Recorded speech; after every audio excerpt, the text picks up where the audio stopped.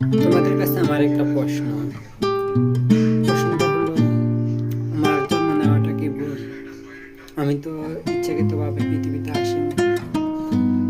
আমার মাকে বাবাকে আমি জানি না। কার কাছে যাব আমি এখন? কেউ তো নেই, আত্মীয় স্বজন থাকবে থেকে, যার মা নেই বাবা নেই। মোদী সরকারের যে আইন শুরু, নতুন নিয়ম করলো, আইন, এখন তো কিছুই করার নেই মৃত্যু ছাড়া। তোমাদের কাছে আমার একটাই প্রশ্ন, কি করবো আমি? স্বার্থের জন্যই আমার দিয়ে কাজ করায়, ভালো কেউই কাউরে পাইনি, কারে পাবো? কে আমার ভালো দেখবে? সবাই তো স্বার্থের জন্য।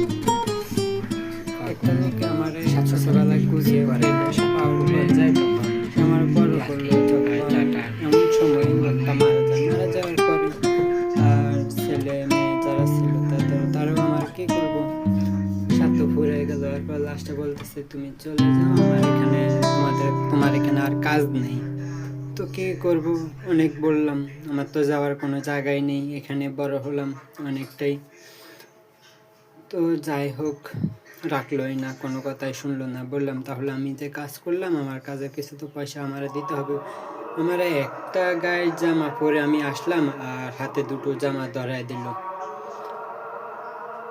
এ হলো আমার জীবনের কষ্ট। তো এরপর আমি আরেকটা লোককে বিশ্বাস করার পরে তার বাড়িতে থাকি, সব কিছু করে দিলাম, দোকানে থাকি।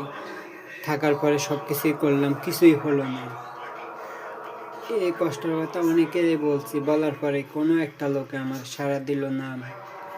মা বাবা কই পাবো, কার কাছে থাকবো, কে আমার মাথায় হাত বুলিয়ে দেব?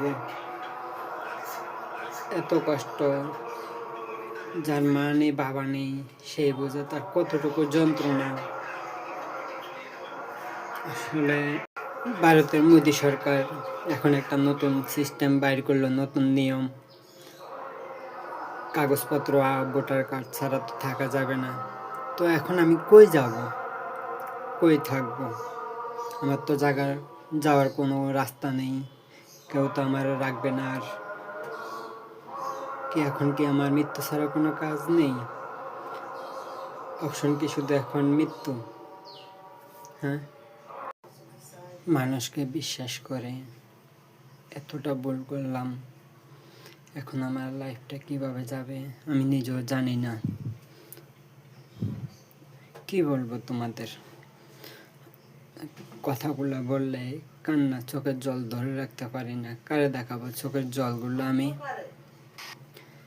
এভাবে আর কতদিন থাকবো? বাঁচার তো অপশন নেই, কার কাছে থাকবো? সবাই তো স্বার্থের জন্য পাগল, স্বার্থ ছাড়া কেউ কিছুই করে না। এখন তোমরা যদি আমার প্রশ্নের উত্তরটা দাও, এখন কি বিষ খাবো না ফাঁসি দেবো? আমার তো এছাড়া কোনো অপশন নেই। যার জন্যই করি সবাই লাস্ট পর্যন্ত লাথি মারে। পড়ালেখাটাও করতে পারিনি, করবো কিভাবে? আমি কি হিন্দু না মুসলিম তাও জানি না। আছি এখন হিন্দু বাড়িতেই থাকি, কি করব? যে যখন যেভাবে বলে সেভাবেই কাজ করতেছি। তোমাদের কাছে কথাগুলো বলতেছি, কান্না পাচ্ছে কিন্তু ধরে রাখতে পারতেছি না। কিভাবে কি করব? চোখের জল তো আমার দেখার কেউ নেই, আর মোছার মতো কেউ নেই। কারে দেখাবো? দেখাও লাভ কি? সবাই দুর্বলতাই খুঁজে। আমার তো কেউ নেই। যদি আমার দিয়ে কিছু করানো যায়, করার পরে কাজ শেষ, আমার লাথি মারে। যেদিক থেকে আসছি সেদিকে আমার আবার চলে যেতেই হয়। তো এখন আর কই যাব? মৃত্যুটাই বেছে নিতে হবে। মোদী সরকার যে আইনটা করলো, মা বাবা অনেক আত্মীয় স্বজন থাকবে থেকে, যাদের জন্য এতদিন কাজ করলাম, তারাই লাস্টে এখন লাথি মারলো। এখন তোমাদের কাছে আমার একটা অনুরোধ, প্লিজ হাত জোর করে বলছি, আমার ভিডিওটা কোথাও মানুষকে দেখার সুযোগ করো। দেখি সবার থেকে একটা প্রশ্ন তো পাবো জীবনে। বাইসে থাকা কী করলাম, প্লিজ ভিডিওটা সবার কাছে পৌঁছায় দাও, সবাই দেখে আমার এই প্রশ্নটার উত্তরটা দাও। তোমাদের কাছে হাত জোর করে বলছি। কী করব আর কতদিন বা থাকবো জানি না। ভিডিওটা প্লিজ শেয়ার করো, সবার কাছে বলো, দেখি কি প্রশ্ন আসে। একটা তো যে কোনো একটা প্রশ্ন বেছে নিতেই হবে আমার, বেছে থেকে